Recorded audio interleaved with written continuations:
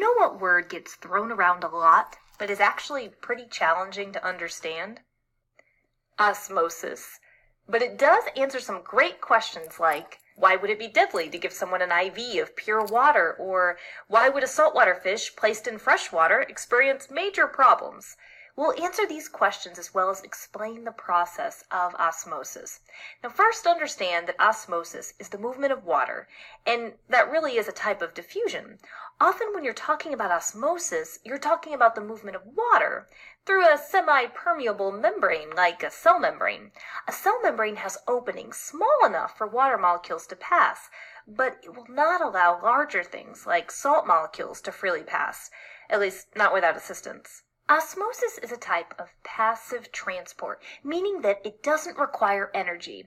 I mentioned osmosis is a type of diffusion, and similar to what you might have learned about with diffusion, molecules, in this case water, travel from areas of high concentration of water to low concentration of water. But there's another way to think about water movement in osmosis.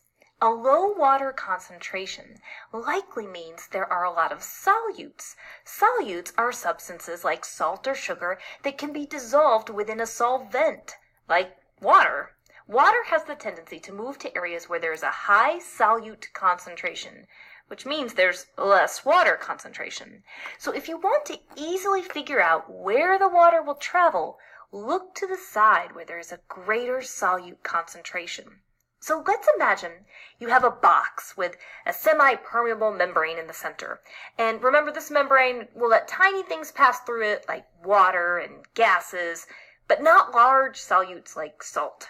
We'll label one side of the box A and one side of the box B.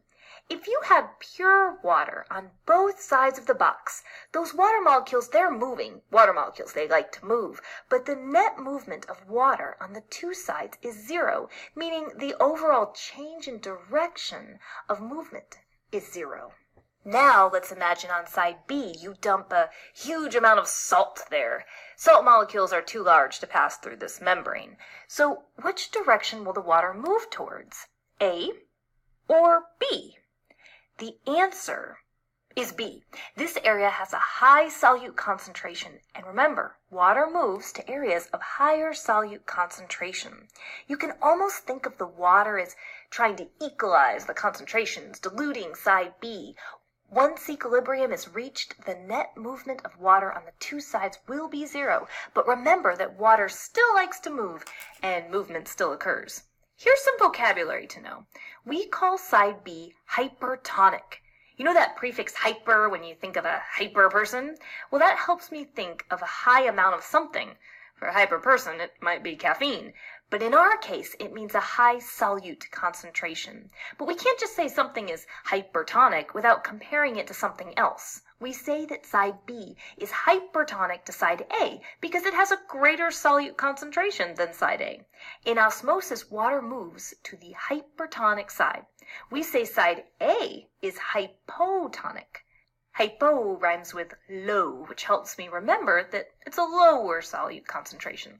All right, biology class, I know you're excited to know you are in the final section of Chapter 7, Cellular Transport.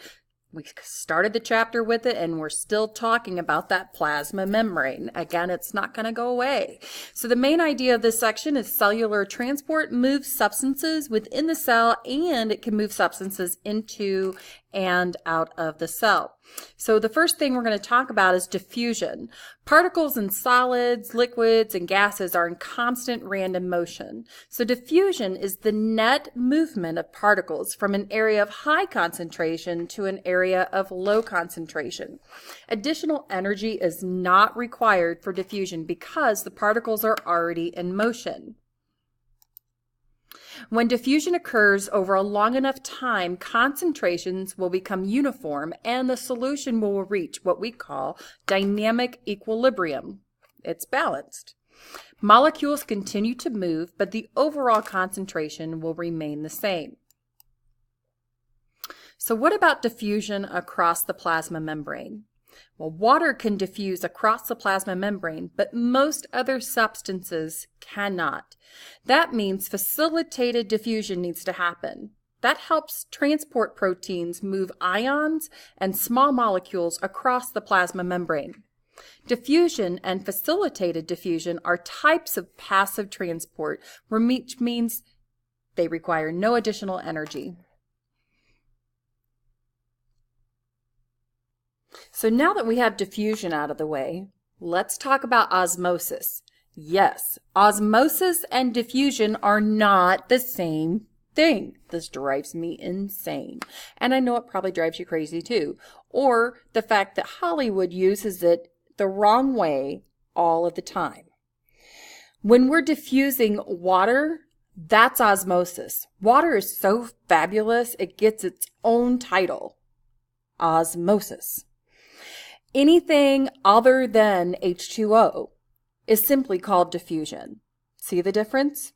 So there's one thing we're talking about today, and that's diffusion. But if we're diffusing water, scientists like to confuse us and say it's osmosis. So diffusion and osmosis are the same thing, only osmosis involves water. So how it works. It's diffusion of water across a selective permeable membrane. Water is a solvent in a cell and its environment. So it will move across the membrane until the concentration of solute is the same on both sides. You need to know cell in an isotonic solution has the same concentration of water and solutes as the cytoplasm of the cell. So water still moves through the membrane, but it enters and leaves at the same exact rate. A hypotonic solution has a lower concentration of solutes than the cytoplasm of the cell. The net movement of water is into the cell. As water moves into the cell, pressure increases. Animal cells can burst when placed in extremely hypotonic solutions. Hypertonic solution has a higher concentration of solutes than the cytoplasm of the cell. The net movement of water is out the cell. As water moves out of the cell, pressure decreases, and hypertonic solutions can cause wilting in plants. And as you can see, the cell is no longer plump. So active transport. Sometimes substances must move from an area of lower concentration to an area of higher concentration, and movement of particles across the cell membrane against the concentration gradient require energy, and this is called active transport. This occurs with the aid of carrier proteins, often called pumps.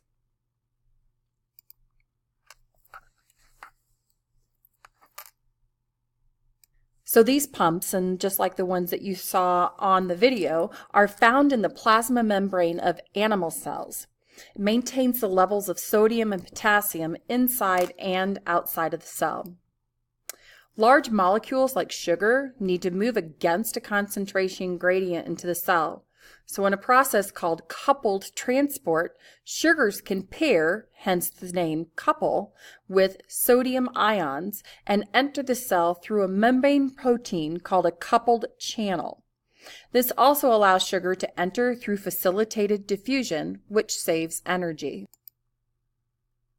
This is a cell that secretes large molecules that are unable to pass through the lipid bilayer of the plasma membrane.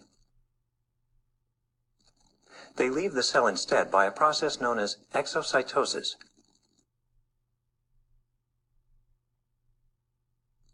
After production in a system of membranes called the endoplasmic reticulum, the molecules are packaged in a small sac of membrane called a vesicle. The vesicle moves to a stack of membranes called the Golgi apparatus. Their membranes merge, and the vesicle releases its contents for modification.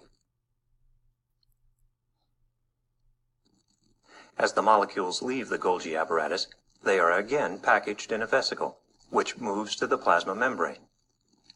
As membranes merge again, the contents leave the cell without actually crossing the plasma membrane.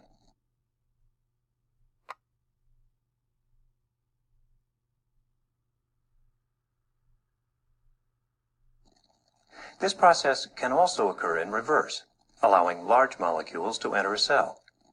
This is termed endocytosis.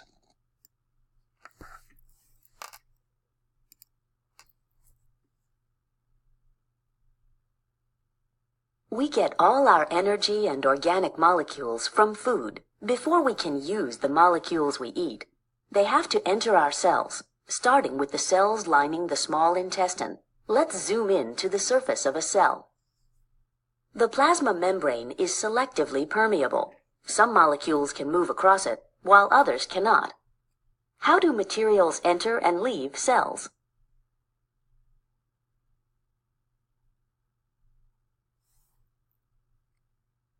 Lipids, such as these yellow molecules, can dissolve in the lipid bilayer. Notice how they move down their concentration gradient, from where they are more concentrated to where they are less concentrated. This is an example of diffusion. Diffusion is a form of passive transport.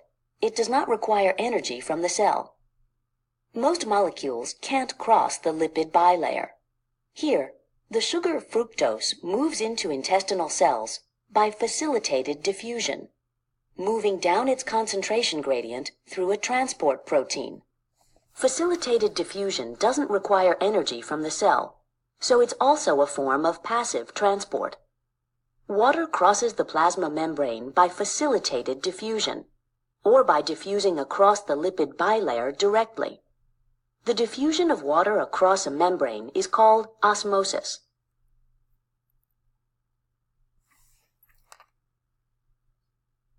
The sodium-potassium pump moves ions against their concentration gradient, from where they are less concentrated to where they are more concentrated. This requires energy from the cell and is known as active transport. Energy from ATP is used to move sodium ions out of the cell and potassium ions in. Another type of active transport is co-transport. Here, both sodium ions and glucose move into the cell through a co-transporter protein. Sodium ions move down the concentration gradient created by the sodium-potassium pump, and glucose moves against its concentration gradient.